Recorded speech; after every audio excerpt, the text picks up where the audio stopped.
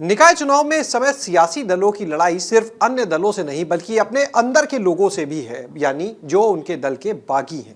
हमारे साथ में इस समय अपना दल कमेरावादी के नेता और सपा की विधायक डॉक्टर पल्लवी पटेल जी हैं।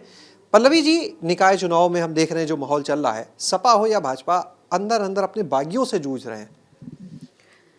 हाँ, क्योंकि प्रत्याशियों की लिस्ट बहुत लंबी थी, जो उम्मीदवार थे और जो लड़ना चाहते थे उनकी लिस्ट बहुत लंबी थी। और निकाय चुनाव एक संगठन के लिए ज़मीनी तौर पर मजबूती आंकने का एक पैरामीटर होता है, एक चुनाव होता है। और अगर ये चुनाव में कार्यकर्ताओं को मौका नहीं मिलेगा तो कब मौका मिलेगा। तो ऐसे में हर व्यक्ति चाहता है, हर कार्यकर्ता चाहता है कि वो अपने नेतृत्व के सामने अपने आप को बेहतर साबित कर सके। अच्छा मैम, समाजवादी पार्टी के साथ अपना दल कमेरावादी का भी गठबंधन है और रालोद का भी। रालोद के लिए कुछ सीटें छोड़ी गई, अपना दल कमेरावादी को कोई सीट मिली है? देखिए, हम शुरू से ये मान के चल रहे थे कि निकाय चुनाव हमें अपने कार्यकर्ताओं के लिए लड़ना है और हमने अपने कार्यकर्ताओं को बिल्कुल फ्री छोड़ा है इस उद्देश्य के साथ कि आप ज़्यादा से ज़्यादा लोगों के बीच में पहुंच करके कमेरावादी अपना दल की बातें बता सकें। जो नेतृत्व क्या चाहता है, किस बदलाव की तरफ हम बढ़ना चाहते हैं, वो बातें बताए जा सकें। हार और जीत चुनाव में होती है, लेकिन उससे महत्वपूर्ण ये है कि आप अपने संगठन को चुनाव के दौरान मजबूत कर लें। लेकिन कहीं ना कहीं एक ही जगह पर आपका भी प्रत्याशी, सपा का भी प्रत्याशी या रालोद का प्रत्याशी, तो ऐसा नहीं है कि एक दूसरे को ही नुकसान कर जाएंगे? नहीं, मुझे ऐसा नहीं लगता, क्योंकि हम तीनों ही पार्टियों का जो कार्य क्षेत्र है अलग अलग है, हमारे सपोर्टर्स अलग अलग हैं।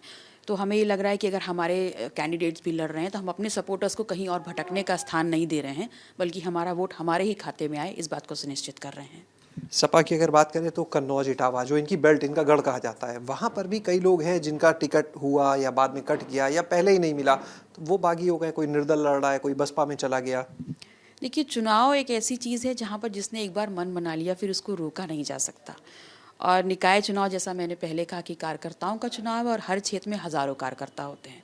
तो आप उनको एक बार बैठा के संतुष्ट तो कर सकते हैं, लेकिन आप उनको बाध्य नहीं कर सकते कि वो उस चुनाव से पीछे हट जाएं।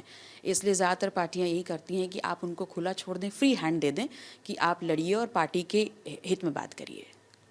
भाजपा में भी काफी तकरार दिख रही है। भाजपा के कुछ अन्य जिलों के वीडियो आए हैं कि आपस में भिड़ गए कार्यकर्ता। तो जी बिल्कुल, ये स्वाभाविक सी एक है। और अगर राजनीति में गुटबाजी या राजनीति में एक ग्रुप्स बन जाना, ये उसकी प्रवृत्ति है, उसकी मतलब एक नेचर है राजनीति का। मंत्री हैं नंद गोपाल गुप्ता नंदी जी, आप भी उसी क्षेत्र से, प्रयागराज से आते हैं, वो भी प्रयागराज से हैं। जिस तरह से अभी उन्होंने अपनी नाराजगी जताई है एक ज्वाइनिंग को लेकर पार्टी में, वो ज्वाइनिंग कराई डिप्टी सीएम केशव प्रसाद मौर्य जी ने, कैसे आप देखते हैं? देखिए, ये मुझे ऐसा लगता है कि मेरा इस विषय पर कुछ भी बोलना गलत होगा।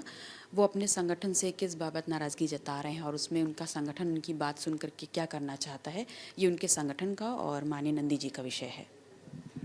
एक वीडियो भाजपा ने ट्वीट किया है, अखिलेश यादव जी की तस्वीर बार बार आती है और उसमें गुंडे माफिया इनसे जोड़ा है कि सपा की सरकार मतलब गुंडे माफियाओं की सरकार। अतीक और मुख्तार की तस्वीर दिखाना, राम भक्तों पर गोली चलाने की बात का जिक्र करना, मुजफ्फरनगर के दंगों की याद दिलाना, कुल मिलाकर समाजवादी पार्टी की एक छवि आपराधिक दिखाना, किस तरह से आप देखते हैं?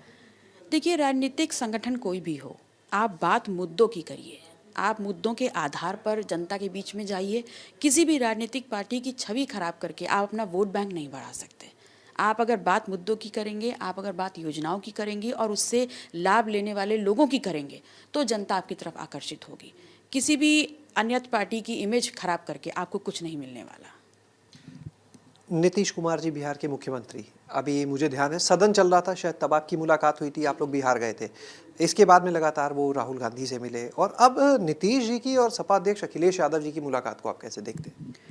मैं देखती हूँ कुछ बहुत बड़ा होने वाला है और शायद इस बड़ा होने की सूचना से ही भारतीय जनता पार्टी अंदर अंदर हिल जाएगी, क्योंकि विपक्ष जिस प्रकार से एक हो रहा है, सब अपने एक तरीके से एक साथ आ रहे हैं। 2024 में एक बहुत बड़ी चुनौती भारतीय जनता पार्टी के सामने खड़ी होने वाली है। हालांकि कांग्रेस से बड़ा परहेज करती है सपा, देखते हैं। अगर विपक्ष में सबको मजबूती से खड़ा होना है तो हर किसी के एसेट्स को लेना होगा, हर किसी की नेगेटिव या हमारा परहेज को किनारे करना होगा, तभी हम बड़े अंजाम, जो बड़ा एक उद्देश्य है, उसको अंजाम दे पाएंगे। अपना दल को किसी से परहेज तो नहीं है? अपना दल को कभी किसी से परहेज नहीं रहा। हमारा उद्देश्य है कि ऐसी नकारात्मक सोच जो इस देश को बर्बादी की तरफ ले जाए, उसको हटाना है सत्ता से। बहुत बहुत शुक्रिया बात करने के लिए। तो ये थी हमारे साथ में सपा विधायक डॉक्टर पल्लवी पटेल। कैमरा सहयोगी प्रमोद के साथ शैलेश अरोरा, एबीपी गंगा, लखनऊ।